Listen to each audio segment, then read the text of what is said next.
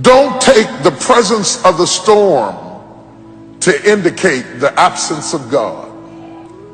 Sometimes when you enter into a storm, and there are all kinds of storms, health storms, physical storms, financial storms, emotional storms. There are all kinds of storms. I'm not talking about the storms that rain down water and the lightning and the thunder and all of that. I'm talking about storms that other people can't see. Undetectable storms. Storms that make people think you haven't been through anything. Because you get up out the bed every morning and you put your hair up and put your makeup on, and they don't know you put your smile on just like you did your makeup and walked in smiling because you were going through a secret storm. See, when you're going through a visible storm, somebody will hand you an umbrella or a raft or some help or some assistance because they are aware of your suffering. But when you're going through a secret storm, there is no comfort there because nobody knows that you're dealing with a secret storm. They're jealous of the car you're driving, not knowing that it's 2 payments behind. They're envious of the position that you were promoted to, not knowing that now that you're promoted into that position, you can't even rest at night. You can't even sleep at night. You've got so much pressure and so much responsibility on you. And all of a sudden you're in a storm and nobody even knows it. And when we get in a storm, we have a tendency to wonder, where is God? Job said, I looked for him. He was there a minute ago, but now I can't find him. I looked on the right side and I couldn't find him. I looked on the left side and I perceived him not. Where is God in the storm?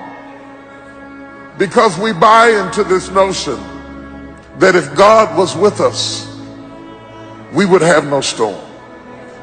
That if God were really with us, we would be happy.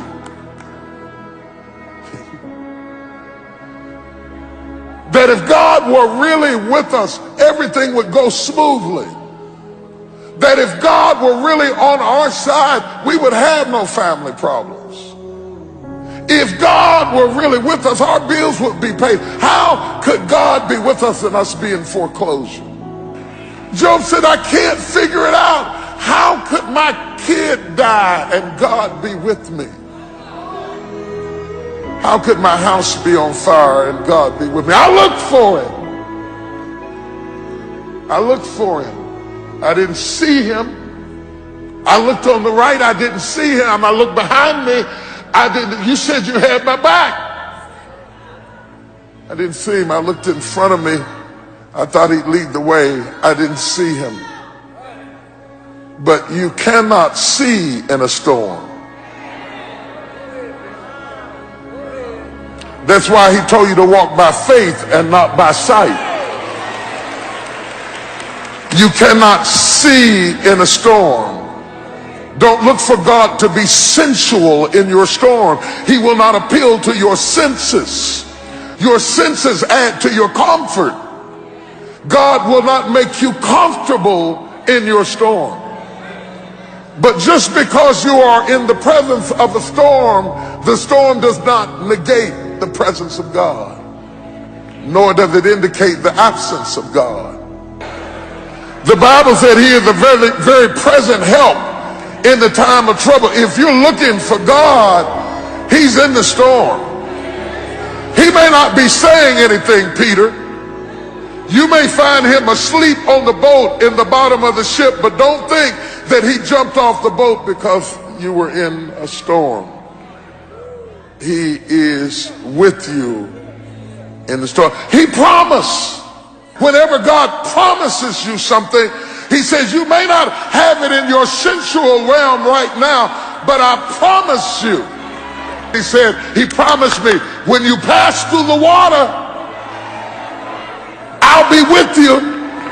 He wouldn't have said that if his presence was apparent, because you never promised the obvious. He said, but when you pass through the water, you got my word on it. I am in there with you. You may not see me, you may not feel me, you may not sense me, but I tell you what, all the while you're stroking in the water, understand you are not stroking by yourself.